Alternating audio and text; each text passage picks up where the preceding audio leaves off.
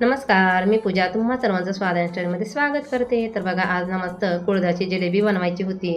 तर बघा इथं पाटा स्वच्छ धुवून घेतला. त्यात भाजलेले शेंगदाणे, भरपूर असा लसूण, 7-8 हिरव्या मिरच्या, जिरं, स्वच्छ धुतलेली कोथिंबीर आणि चवीनुसार मीठ घालून वाटण तयार करून घेतलं. आता इथं वाटण आपलं तयार आहे. आता छोट्या परातीमध्ये 3 ते 4 कप इतकं कुळथाचं पीठ घेतलं आणि जे वाटण तयार केलेलं होतं ना ते मी यात घालून घट्टसर असा हा गोळा भिजवून घेतला. गोळा इथे भिजून तयार आहे. आता इथं जिलेबी तयार करून घेऊया.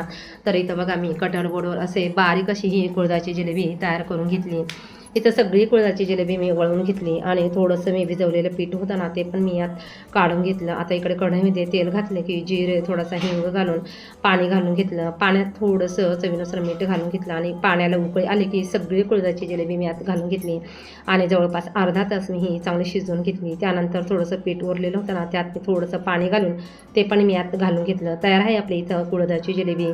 वरून कच्चं तेल आणि इथं बघा खुरसणीची चटणी पण मी ठेवलेली होती. खाण्यासाठी तयार आहे आपली कुळथाची जिलेबी.